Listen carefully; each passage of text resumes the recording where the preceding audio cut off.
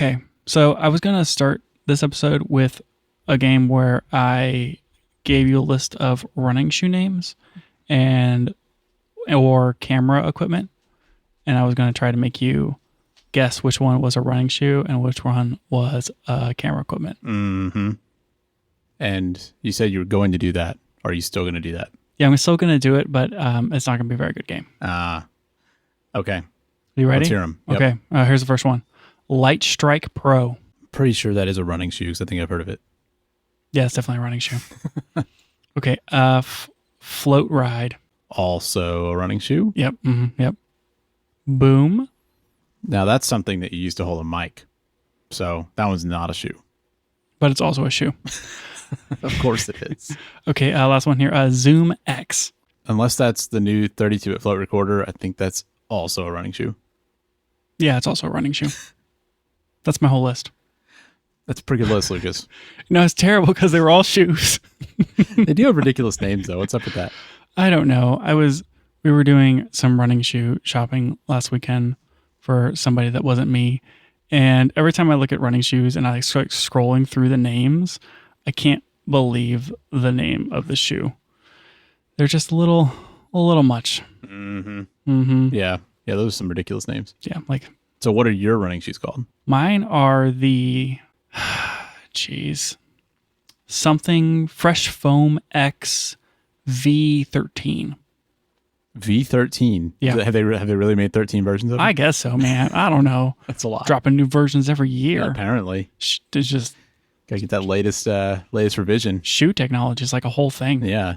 Apparently, foam and running shoes wasn't a thing until 2015. Oh, wow. And then they were like, man, look at all the rebound. This is making people way faster. Huh. Now they're putting carbon plates in them. I've talked about that. You did talk about that. But that's the last 2 years. Huh. Very innovative running shoe technology. Pretty cool.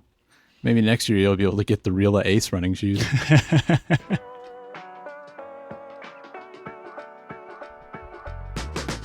Welcome back to the Camera Gear Podcast. I'm Daniel. And I'm Lucas. And we're here today to talk about the gear, software, and techniques we use to shoot photos and video. I did accidentally run 10 miles today. You did. You talk all this stuff about shirtless summer, and then here you are running 10 miles in the heat. My shirt didn't make it.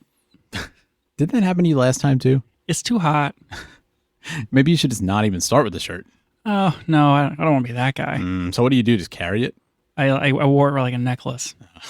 So I could use it as a towel. I feel like that's even worse than that guy that's running shirtless. Yeah, you don't. If I'm like, hey, Daniel, I'm going to go for a run, just stay inside. Mm-hmm. It's a sight to behold. Yep. That you don't want to. Anyways, whatever. All right. What are we talking about today for real? Man, this one's kind of a bit all over the place. I keep promising that we're going to do a C400 mega episode, but because I ran too long, this can't be a mega episode. Yep. So, sorry, everyone, I guess. I haven't had time to look at it either, so. That's fine. It's a lot. It's not actually out, but there's some interesting comparisons. Some people are like, let's compare this to a V-Raptor, even though it's half the price. Mm-hmm. Komodo X is an interesting comparison. Some people are like, why would you buy a Burano? And that's like, whoa. Yeah. Hold up. Wow. Anyway, so it's a really interesting thing. It's not like out. It's like pre-order. Okay. Anyways, we'll get to it. Yep. I need to complain about the Synology that I bought. Yeah, after all that back and forth about do I get one, do I not, you finally got one. And why are you complaining? There's just like a lot. I thought, okay, I'm going to put these 2 drives in there.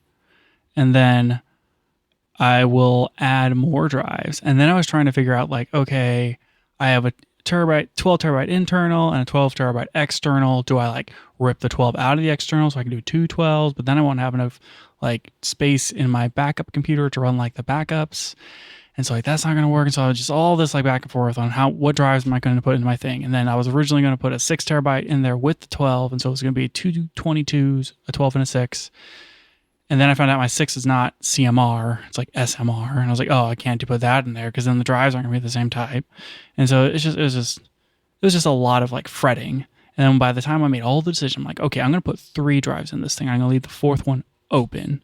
And then eventually I'll put in another 12. And that's how I'm going to do this.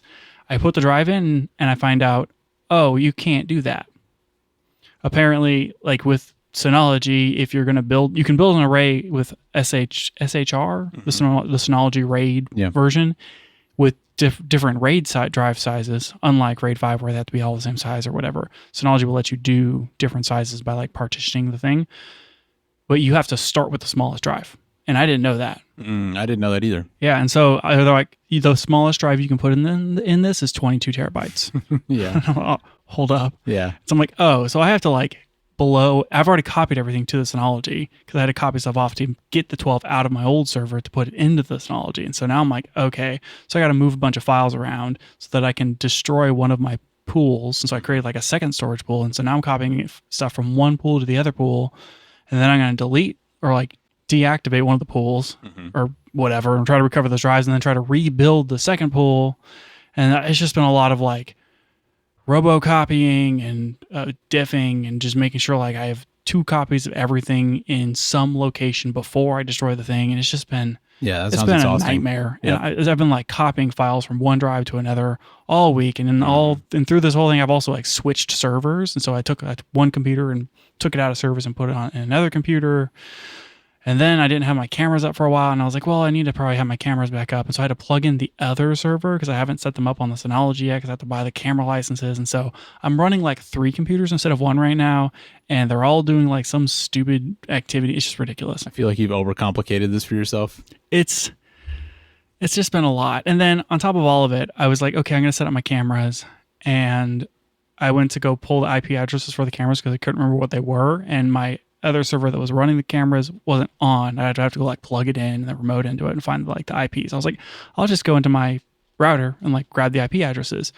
But the Ubiquity thing has like the Ubiquity server, whatever that you have to run on your computer to open up your like access point network, has once again forgotten all my access points. Oh, I hate when that happens. And I so- don't understand why you always have to redo that. I don't know. It's like you just have to leave that running all the time. Yeah, And it's so ridiculous. maybe I should just run that on one computer, on like the desktop computer, and just leave it going. But I'm like, oh, so I have to like go climb onto a ladder and like reacquire both of my access points. So then I can go into my router and like find the stupid IP address for my camera so I can set up the cameras. And It's just, Now, how do you have your camera set up right now? I still have Blue Iris running on So one of the other computers. Why don't you just open Blue Iris I and did. get the IPs from that? I didn't because it wasn't plugged in. And so I had to plug that other computer in and then run that into the network. And so now I have 2 desktop computers and the Synology all like doing what used to be one computer's task. And I feel so drawn out. And it's been exhausting. This is more complicated than your photo backup workflow, which is really saying something. It's going to be simple when I'm done. But like everything takes forever because like I had like too much stuff on one of my drives, and so I'm like have to copy things off of that drive, and then I have to delete it, and I have to wait for like 133,000 things to delete out of recycle bin, or recycle bin won't load because it's like an old Windows computer, and so I have to like delete it from PowerShell, and then like I've run RoboCopy like 3 times because I keep running out of space and having to delete things, and then restart RoboCopy. Yeah, that is a lot. It's a lot. One of these days you'll get there. It's just like it just takes forever because you have to like check in every 12 hours and be like, okay, now let's start this next task. Yep. Yeah, I know how that is with doing the drive upgrades, but that's a much simpler process. It takes a while, but it's a simple process. Do you think, or you've ran the cameras off the Synology? Yeah, I currently am too. Okay. Any issue or concern with like writing that to a drive all the time? I think it's fine. I don't know. I haven't worried about it that much. I feel like NAS drives are rated for that kind of thing. Yeah. So I don't really worry about it. Okay. Because like on my other server, when I was like a server on its own, I had a drive that was like this. It was an SSD, but it was like this drive is for the cameras, and so like I didn't have to worry about that going bad. Well, but usually if it's an SSD, that's like the worst thing you can do for a camera because SSDs have a limited write life. Yeah, sure. But I mean, it's just like an old dumb SSD. I don't know. Like I think it should 500 be gig. fine. And I mean, the point of the Synology is that you have everything's redundant. Yeah, it'll so- like email me once I get a bad sector and I can just Yeah. buy a new drive or something. Yep. I guess that'll be fine. I need to figure out how to set that up. I feel like cross that bridge when you get to it. You know, if you like, oh no, this killed a drive in a year, then maybe you change something, but I doubt that'll happen. I have to buy like 2 more licenses for the cameras. Yep. You don't have to. You can run that other computer that you've already got. No, it's fine. So this has just been a whole thing, and video files are too big. That's my main thing. Yep. Yeah, it does seem like we really need a lot of storage space. And it's like, I know you could compress files and delete things and stuff, but my whole thing is I don't want to mess with that. I just don't want to think about it. I'd rather just buy a bigger hard drive and just keep the stuff. And that's on a day-to-day basis. That's easier for me than messing with compressing things and transcoding or whatever. One of the frustrating things with all this is that I've made a few backups of a few different things at different points where it was like, oh, this is a phone backup before an upgrade or before I wiped something, and I don't need those files anymore because they were just a backup.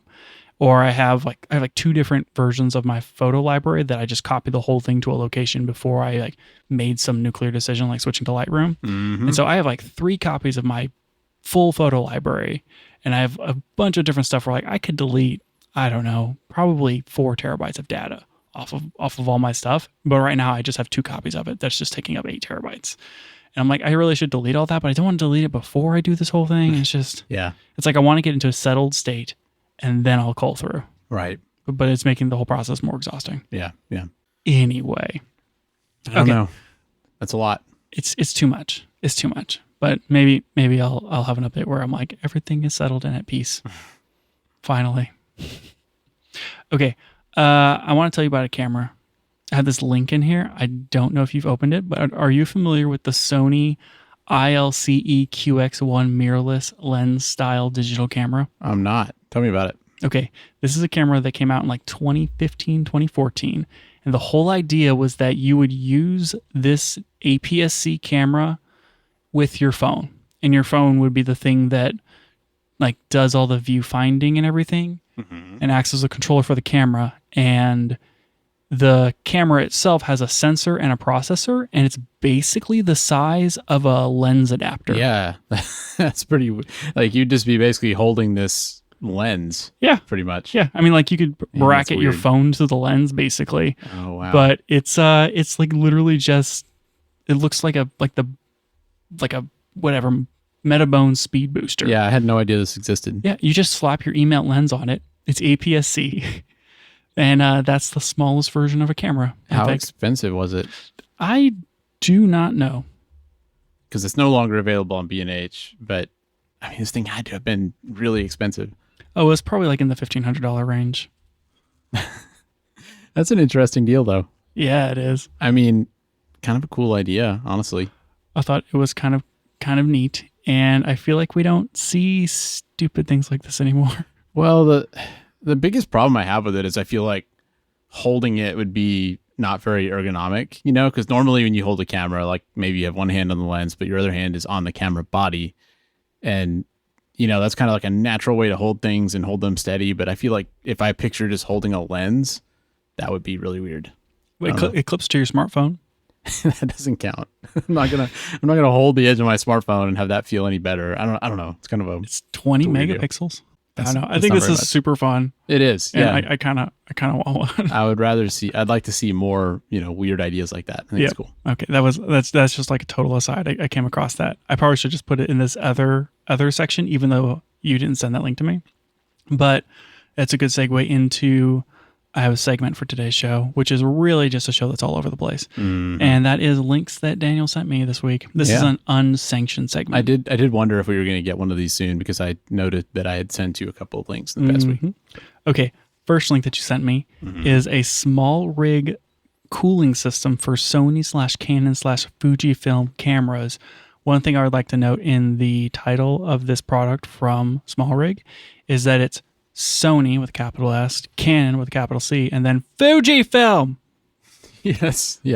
All caps. All caps. Yeah. Yeah. I don't know. I thought it was interesting. Fuji sells that little cooling fan thing for the X-H2S, and I think it's like $200 or something stupid. Yep. And then there's another company. It starts with a U. It's one of those Chinese companies, but I can't remember which one. And they make one that's like $50, or maybe it's even cheaper, maybe like 25. I don't remember. And then now Small Rig's got one too. And I thought it was interesting. But did you notice what cameras they say are supported with this thing? FX3, R8, ZVE1, R7, R10, are a lot of Canons. 70D. Okay, yeah, that's an old one. ZV1, FX30, XT4. They don't list any of the XH cameras. They Yeah. don't list any of the cameras that have the screw-in bracket. So for one thing, doesn't the FX3 have a cooling fan? Yes, Doesn't the FX30 have a cooling fan? maybe. Why would you need this on that? That's my first question. Very good question. But on the Fuji side, it's like, okay, so this works on the XT4 and the XS10. Is that some kind of like legal thing where they can't say it works on the newer stuff? Because who's shooting video on an XT4 and is like, I really need this cooling bracket thing? Like, it just seems like something that would make more sense on the newer cameras. It has a USB-C port on it, I assume, to power the fan. Yeah, I assume that's what that's for too. The X8, all the newer stuff, the XH2S and the XS20, it powers from the camera. There's a little contact on there to power the thing, and so it can. But I mean, you can also just power. You could still plug in a USB port. Right? Sure. I'm just saying that maybe they didn't list that explicitly because it might be confusing. Like maybe somebody with an XH2 might think that it powers off of the camera when it doesn't. Sure, it could be that. I mean, what's stopping you from sticking this on? It doesn't look like it bolts. There's just a stick on there. Is it adhesive? There's a bracket. Yeah, there's some kind of bracket. Interesting. I don't know. Yeah, it's just kind of a weird. Well, and I guess the other thing is it's a weird product to come out now for those Fuji cameras. It's like those aren't the modern cameras. But I don't know. Just thought it was neat. Small Rig comes out with all kinds of cool stuff. Literally. Okay. Unhappy bride rages at her sepia-toned wedding photo. I thought you would like that with the hate that you're always spewing about sepia mode on the Fuji cameras. I don't know if I properly read this whole thing. What happened? So basically, it sounds like somebody hired a wedding photographer. That wedding photographer gave all the pictures back in sepia. The person was like, these pictures sure do look a lot better if I edit them to not be sepia, and got mad at the photographer. And the photographer was like, this is my style, and you knew my style when you hired me. And they're like, no, they're even more sepia than I thought they would be. And I don't know. It's just, I mean, you hear the story a lot, right? Where somebody's unhappy with their pictures, and, it's most people online are going to end up on the side of the photographer, and say like, well, the contract and so on and so forth. But I don't know who's in the right. It's some of those he said, she said things, but I just thought it was funny that those pictures are very sepia. I think that I watched, it was that old cowboy cooking YouTube channel. They legitimately use sepia for some of the B-roll.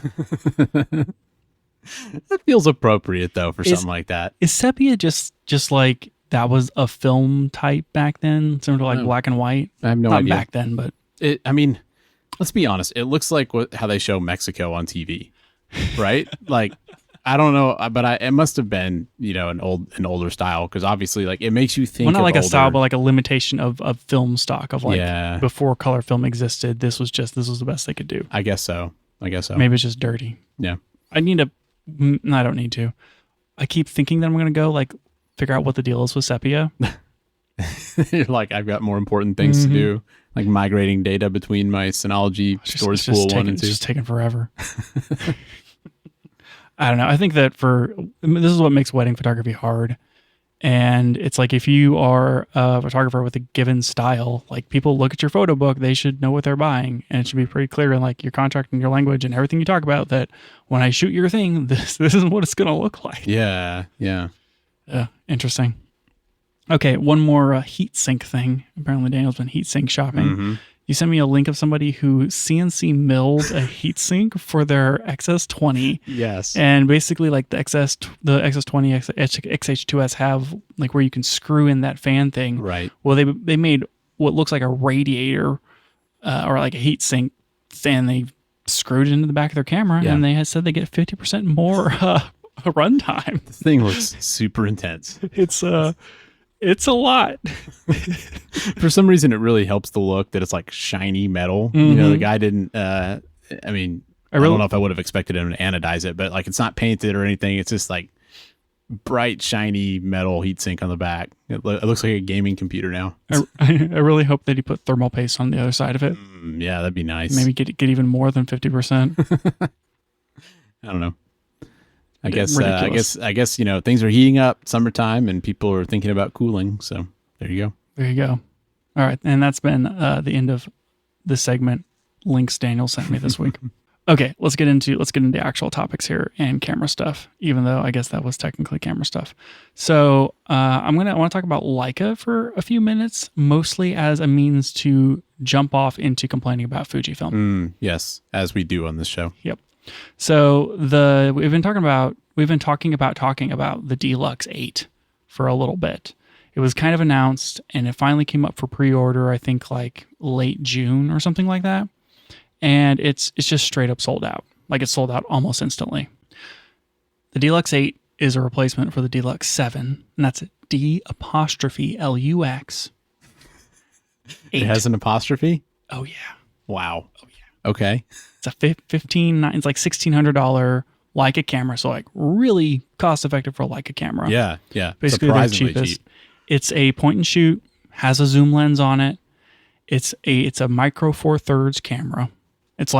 It's basically a copy of whatever that Panasonic one was. It was like a DMC 100 Mark II or something like that. Okay, I remember it. Yeah. Yeah, we talked about that like quite a while back. But there was a Panasonic version, and then Leica made their version, and then there was like the Panasonic made one, and then Leica made like Deluxe 1, 2, 3, and 4, and they're all the same camera. Just like next year they came out with another one or whatever. And then Panasonic came out with a second one. There was a jump in technology. And then since then, there has been like the Deluxe 5, 6, and 7. And the 7 came out in 2020. 4 years later, now we have the 8. And I think it has a newer processor in it. Like it has the current Leica processor. But that's basically it. It's just like the same camera, which feels kind of like something that Leica seems to just do a lot, where they're like, well, we haven't updated this camera in a while. Let's like add the new processor, move the buttons around, and then just send it out. Weird. It's like, do you want to buy something that's not all that new? I mean, are the specs any different than the previous? No, I think it's the same sensor. I think it's just this 21 megapixel micro four thirds sensor that shoots 17 megapixel photos. So like it crops in on the sensor, and it's like a 24 to 75 equivalent zoom that's f1.7 to f2.8. So like it's a decent little camera. Yeah, it's a Summilux lens. It's got a nice, relatively quick, it's micro four thirds. It's like 3.5 to 5.6 equivalent for that aperture, which fine, standard zoom. Like it's a good little point and shoot carry around camera. You get the Leica colors, and it's going to be really nice build quality because of what it is. And they I guess they make like 100 of them, and they sell out. And then in 4 years, they're going to make another 100, and it'll just never lose value. Yeah. I mean, it's priced like the X100 series, so I mean, the sensor's smaller. Megapixels are smaller than the X100 but it's Leica. It has a zoom. So, I mean, yeah, it seems competitive, but you're saying you just basically can't buy one of these? Not anymore. Not if you didn't pre-order it.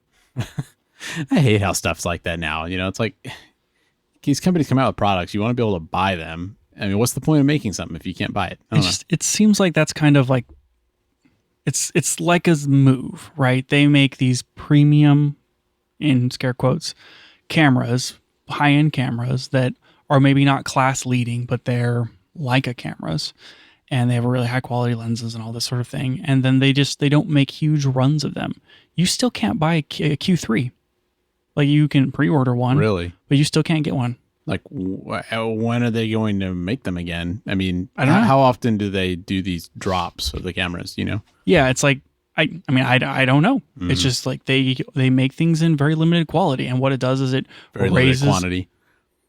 That one. I said quality. And it raises the used market prices, and so like it makes all their stuff really stay valuable basically because of the demand, and then it's just hard to buy anything new. But like I guess that makes it prestigious, and so it helps keep the value of the Leica name up, maybe. Yeah.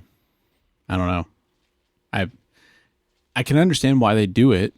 I mean, they want to make money, right? And I guess this is probably what you want to complain about with Fuji too, is that it feels like a very similar story, but it's like, I get that they make more money by doing this, but as somebody, if you're somebody who designs products, don't you think it'd be kind of a bad feeling? You design this camera that people really like, that people really want, and then they just can't have it. I don't know. I guess that's how luxury products are, right? Right. it's just frustrating though, because like people want the thing, you make the thing, Yeah. make more of the thing. And it's like, even if you have the money, yeah, even if you have the $1,600 to spend or the $5,000 on a Q3 or whatever, you could say, I want to buy this camera, and you just can't buy it. It's frustrating. So Fuji Rumors posted some quotes from an interview from the CEO of Fujifilm. And one of the things that they were asking them about was essentially like the inventory and why you can't buy Fujifilm cameras right now. Like you can't buy an X-T5, you can't buy an X100 VI. Like you just can't do it. Mm-hmm. Like everything's back ordered essentially. And I like copied a few of the quotes from here. I don't know if I want to read them necessarily verbatim, but I'm also thinking that maybe I will read them verbatim. Yeah. Well, I mean, we'll link the article itself in the show notes if somebody wants to read all of it. But I mean, yeah, feel free if you want to share a couple. So things. he said a few things. He said was most important point is how much brand strength to create and how to maintain it. Therefore, it would be quite unfortunate to manufacture too much and lower the price. What Fujifilm has been trying to do for a long time is finally coming true. And then he said, I like the sound of that. and then he said, we intend to drive the entire imaging business, including Instax, while concentrating on building brand strength and not reducing the value of our properties purchased by our customers. For example, and these are like three different quotes that I'm mixing together. Yeah, you're not saying this all in one. For example, as I say internally, Leica, a well-known German manufacturer, still maintains a very high value for both their old cameras and the cameras they sell now, and that is our goal. Our goal with mirrorless cameras is to fundamentally change the way Fujifilm has sold cameras in the past. And then he confirmed that their inventory status is normal. I don't like it. They're purposely limiting inventory so that, like, the X-T5 is a 2-year-old camera. Mm-hmm. If you go back to, like, I don't know, 2018, they, like, the X-T3 came out less than a year later, like 8 months later, it went down in price. Yeah. I mean, that's kind of the way that most cameras are. Almost every camera you look at 2 years after it's out is $500 cheaper. Yeah, you would expect, like, if you're going to go out and buy an R6 right now that's 2.5 years old, I mean, it's going to be, or a Z8, a Nikon Z8 is $600 off right now, or at least it was last time I looked. And so you could buy it for $1,300 instead of $4,000, and it's a 1-year-old camera. If you go to buy a new X-T5, it's the same price that it was 2 years ago. And I think that's exactly what the CEO is saying is, like, if we limit the inventory and we keep demand like crazy, one, it makes the used market really high.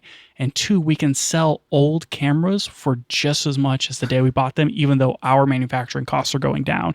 And it makes our brand look more valuable and it makes us more money. I can't believe they would say that out loud. No. That's one of the strangest parts of this, because I think we've kind of theorized that, that's probably what they're doing, but nobody expects that companies want to admit to these things. And they're just saying, yeah, that's what it is. We don't want our cameras to ever go on sale. I would never have, I thought, like, man, Fujifilm is trying to be Leica. Like for a while, it's like, oh, they're kind of like the poor man's Leica or whatever. It's a stylish camera for that reason.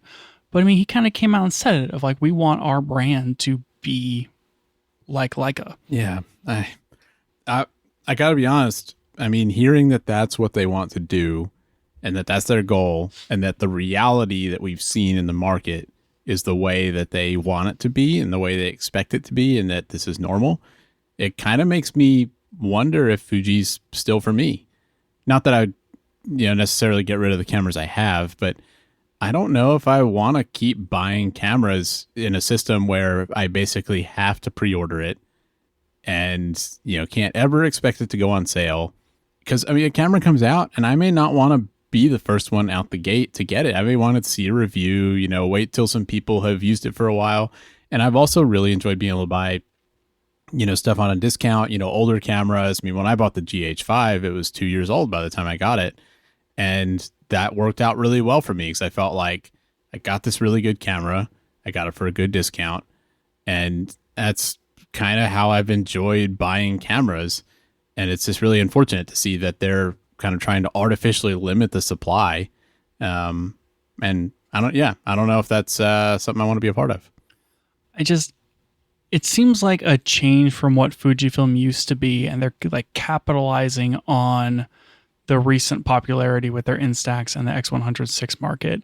And I would just much rather see, because for the benefit of the consumer and the benefit of me as like a camera enthusiast, it's like I want to see a camera brand competing on like features Yeah. and the product that they're making.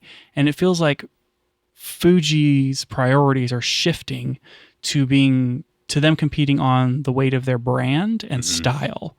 And I love the style of the camera and that sort of thing. And for a while there, I mean, they've been pushing like the video features and all the cool things that you can do a lot of cool things with the Fuji camera. And it's been a very good like price dollar per camera ratio. But if they're going to move towards, maybe using older technology or not pushing the limit and not like doing firmware updates and just kind of letting things stagnate and then leaning on, I'm not saying they're doing that, but it feels like they're going to move in that direction. Yeah, it does. If the CEO comes out and says, we're a style brand, and he didn't say that, but like, we're going to, focus on the brand and make it, make the brand feel like it has high value, but limit our costs internally. Does that mean we're not going to see them push the limits? Does that mean we're not going to see them put time and effort into firmware updates? And they're just going to say, well, we know that it doesn't matter. Like if we just release the X106 and call it the X107 and like move 2 buttons, we can sell it for the same price as new. Yeah. Because that feels like what Leica did with the Deluxe 8. Like when I look at the Deluxe 8, it's basically a 4-year-old camera that was a 2-year-old camera that was a 2-year-old camera before that with the current processor. And I don't want to see Fuji do that. I want to see Fuji like push the limits, and I want to see them make really cool cameras. And I'm worried that they're not moving in that direction. Yeah, it concerns me too. And I don't know. I don't want to buy a 2-year-old XT5 at full price. Yeah, and that seems, it doesn't feel good. I worry it's going to backfire on them too, because they're really hoping they can continue to compete on that style side of things. And at some point, somebody's going to say, well, I can spend all this money on an XT5, or I can get, whatever equivalent discounted Nikon or Canon or Sony, that's also 2 years old and is $500 cheaper because it's gone on sale. It's just, they're really hoping that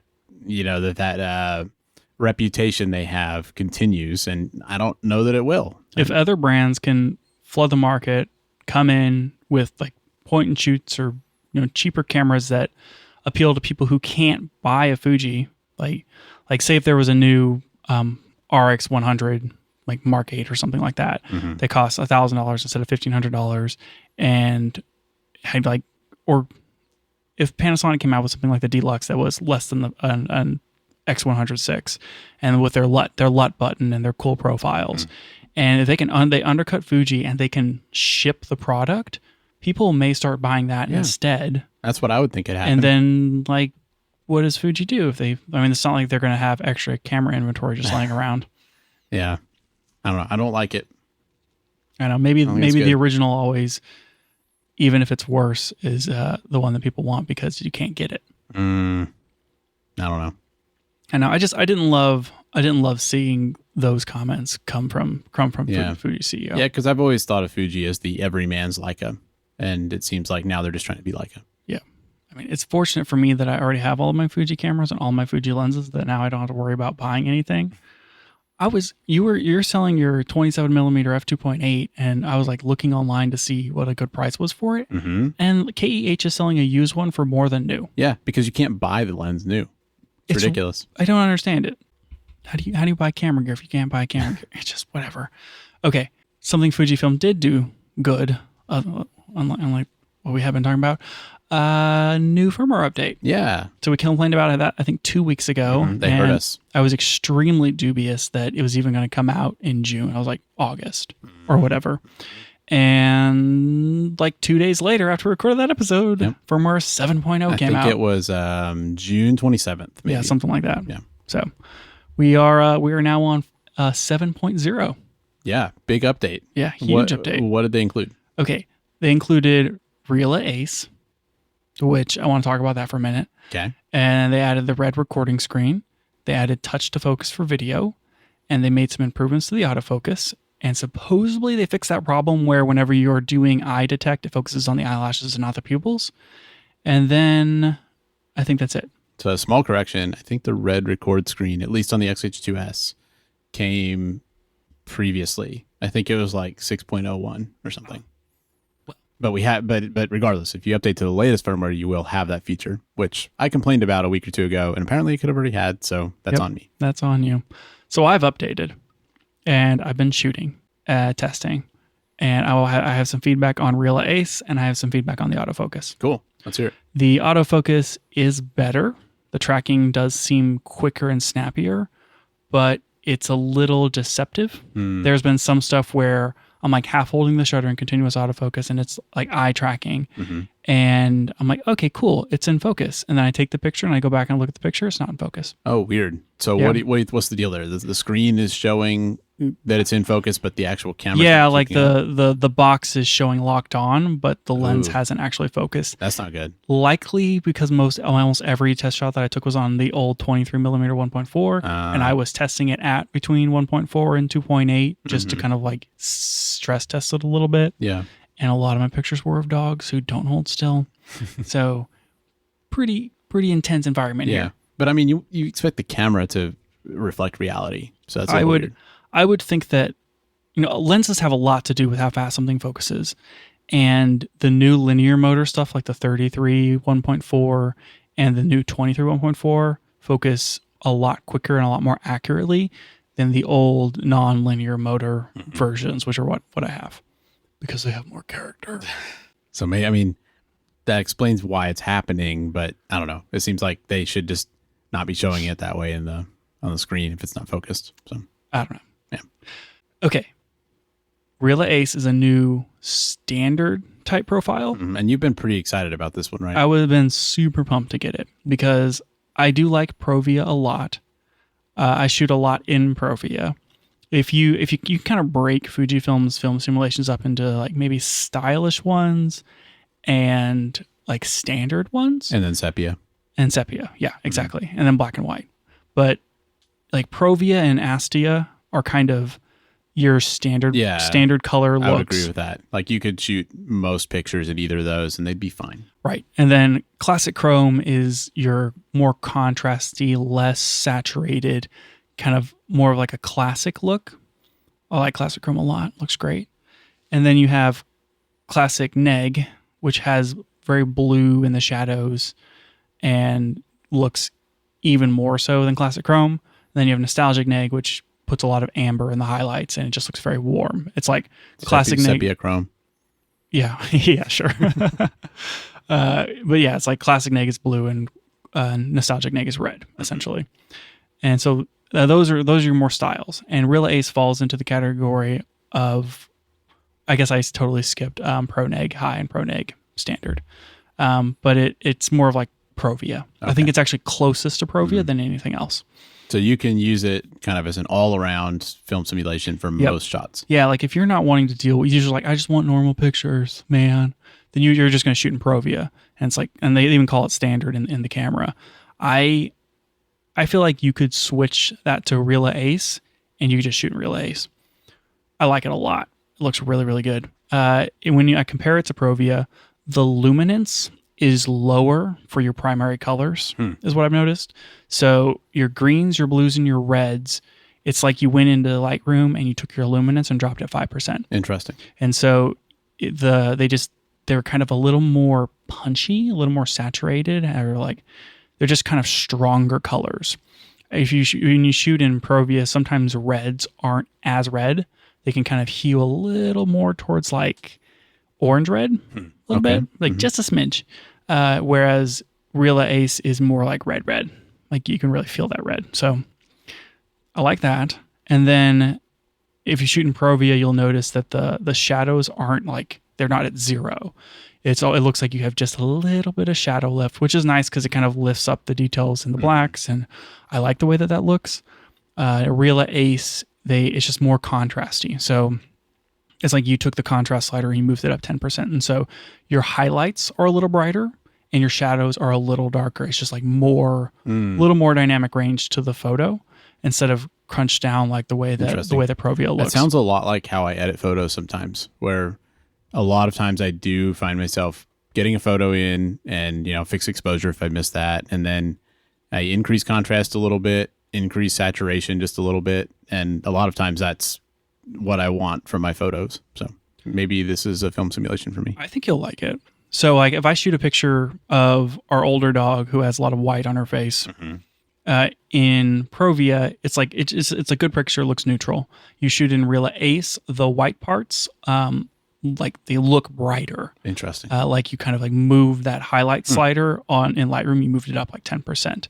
And like I kind of like the way that looks because it gives it like a nice little like nice punch and it makes it look a little like lighter and airier. Sure. So if you're shooting like a third stop up, it can kind of give you that airy, lighter look because it has more. It feels like it just has a little more range on the top end for like how they're favoring the light contrast. Cool. So that's kind of what I've seen as far as like doing back and forth, looking at Provia and Real Ace. To me, it's a really nice neutral profile. I'm probably going to shoot in that instead of Provia for quite a while. Interesting. I can see myself like flipping back to Provia for some other things, but this is probably going to be up there as one of my new favorite simulations. Nice. So sounds like a pretty good ad then. Yeah, definitely. Oh, I wrote down here, not as contrasty as Classic Chrome or ProNeg High.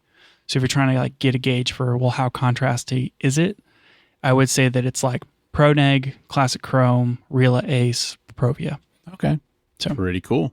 Yep. Glad they released that. I was not hopeful that they would get to it in the summer, but sounds like they did. So that's good. Yep, for sure. Okay. So one more bit of Fuji news since we're talking about Fuji. They are restarting the C400, manufacturing of C400 in China, which is a Fujifilm stock. When I saw C400 on here, I was like, I thought we weren't talking about the C400 this week. No, it's a different C400. There's this Chinese company that makes medical film that is going to start making new stocks of Fujifilm. And so they're ramping up production on Fujifilm, which is awesome. And this medical film company is also making a camera. And so they released a film camera. Huh. And this is more like it looks like a disposable camera, basically. You know, like the H35 or whatever from Kodak, that half frame camera. It's reminiscent of that, where it's just kind of like a plastic lens that's got a flash. It's just like a cheap Chinese branded film camera. That doesn't really sound that interesting to me. What does the film part sounds kind of, I mean, the fact that they're making Fuji film is kind of cool. Yeah. But that camera doesn't sound that great. Would it change your mind if I told you what the name of it is? I don't know. Try me. Yes! Exclamation point. Star S1. That's a very Chinese name. I don't know about that. You don't want a Yes Star S1 camera? Not doing it for me. Oh well. What about you? Is that on your list? No. That's what I thought. It's definitely not on my list. Oh man. So Fuji can make those, but they can't make XT5s. I mean, they're not making them. Someone else is making them. Yeah, I guess they like licensed it or whatever. Yeah, still. Cool. Okay, one more thing. All right. Mostly because it's been on the topic list for like way too long. What is it? It's not the Voigtlander Nocticon 35mm 0.9 for X mount only for Fuji, even though we should talk about that because this has been a Fuji episode. Instead, it's the Sigma 28 to 45. We do probably need to talk about that, and I don't want to spend too much time on it because I don't know. I don't think we need to beat the horse too much, but yeah, it was interesting that camera came out because it's basically like a full frame version of the 18 to 35, which was super popular. So, what do you think? I don't know what I think about the 28 to 45. It's obviously a replacement for the 18 to 35 1.8. What's exciting about this lens is it is also a 1.8. It's a full frame 1.8 zoom. Yeah, which I mean the APS-C 18 to 35 was equally impressive for being a constant 1.8 through the range. Made it a great lens. And yeah, I was really surprised to see them do the same thing with full frame. Yeah, it's really cool that they did it. It's really heavy. It's like 2 pounds. Yeah, I think it may be more than a little over that, like 950 grams or something. Yeah, it's crazy. It's like more than a Noct basically. Yeah. It's so stinking heavy. Sorry, I'm checking. They make another fast lens, right? They make a 24 to 35 f2, which is like $484. This lens, the 28 to 45, is $1,350. So it's not crazy expensive. For a full frame lens, that feels pretty reasonable. For a full frame lens that goes to 1.8, like that's super reasonable. Yeah. I just don't necessarily understand it compared to the 24 to 35 that Sigma also makes. Because it's like you get like 24 is so much wider than 28. Mm-hmm. And then 35 to 45, I guess the 45 is a decent amount longer. It's just like they took that focal length, they shifted it up, and they made it less than a third stop faster. Is the 24 to 35 internal zoom? That's a good question. Because that's one key advantage, I think, to this 28 to 45 is it is internal zoom. So if you wanted to put it on like a gimbal or something, which for one thing, that would be kind of crazy with the 2-pound weight. Oh my gosh. But if you did that, it's nice having it be internal. And also if you're rigging it, on like a cinema camera or something. Yeah, I think the 24 to 35 is also internal. It's just that one's like less than half the price. It's $484. Wow. Interesting. Yeah, so it's like super cheap. Anyway, it's cool that they finally did it, right? Like the 18 to 35 was, what is that? That's like on APS-C, that's a 24 to 50, basically. So less range here on this lens, but still super fast. It has like very minor breathing. It's internal zoom.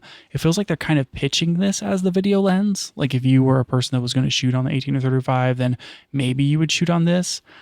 I don't necessarily understand it as a video lens.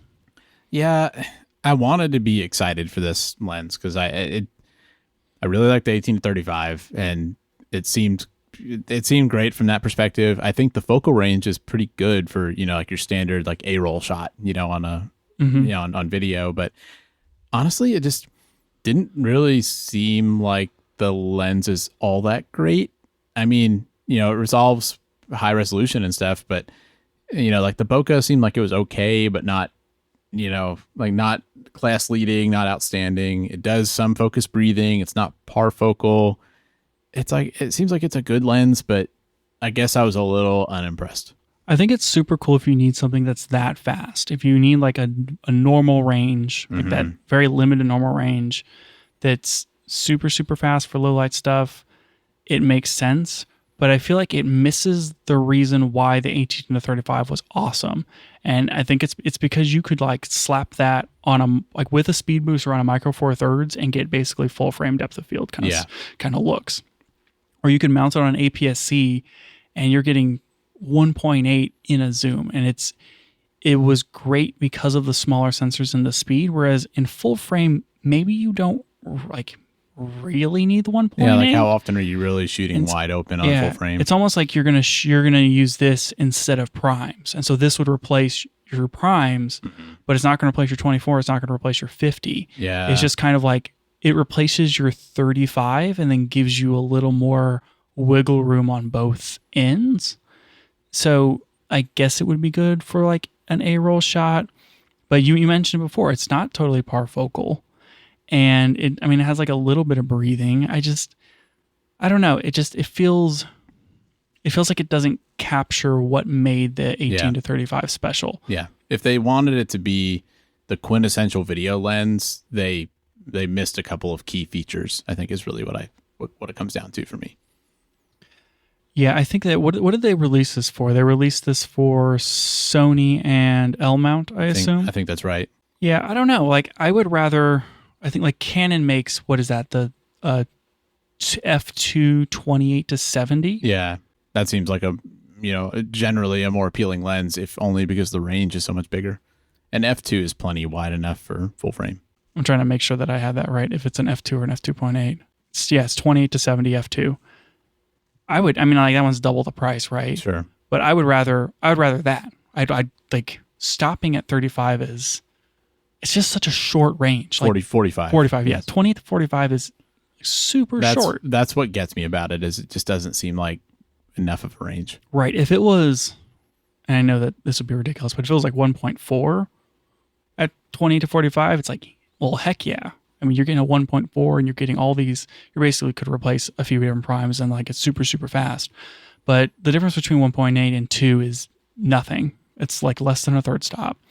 And you're losing a bunch of range for it. And I guess like where I land on this is I don't understand the compromise. Yeah, I agree with that. It's like It's just kind of too heavy for gimbal stuff, even though it's internally zoomed. It's focused by wire, which is cool, but like then you have to make sure you have a linear pull option for your video stuff. It's not really parfocal. The bokeh looks good, but it's not like perfect. And it just feels like it's kind of all over the place.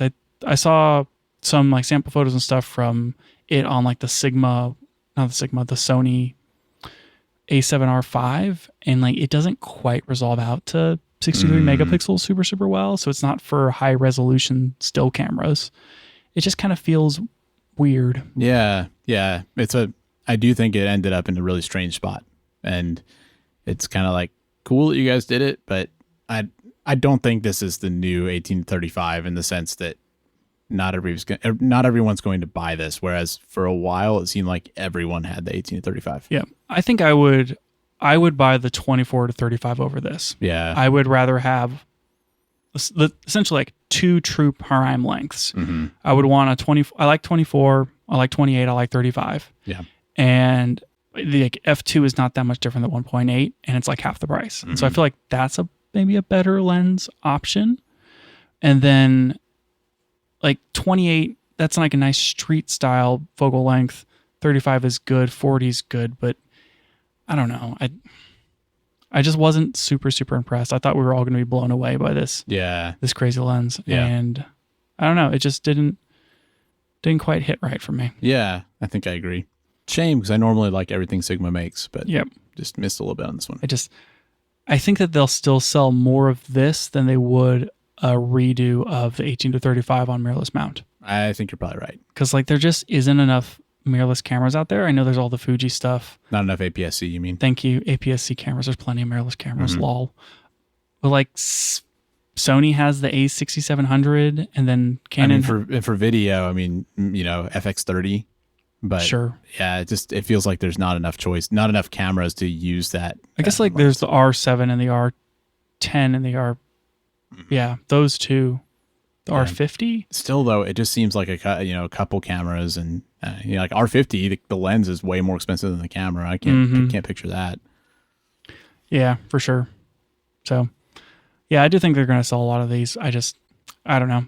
I think that 1.8 is a marketing thing at this point for this lens. Yeah, I think so too. I think f2 would probably have been fine. Anyway, okay, that's probably enough of ragging on this poor lens that's actually like super decent. I mean, optically it's good. Like it's a really good lens. It's going to take really good pictures and do a really good video. Yeah, yep. Just missed a couple of little things there. Yeah. Anyway, cool. I think that's about it. Yeah, this has been a wild variety show. It's mostly just me complaining about Fuji. I think was the core thing. So if you're looking for an episode title, we'd be like, what's Fuji doing? I don't know. That's it for the show today. Thanks for joining us, and if you liked it, tell a friend so they can check it out too. You can find out more about the show at www.cameragearpodcast.com, and you can find us on Twitter @CameraGearPod. We'll be back with more next week.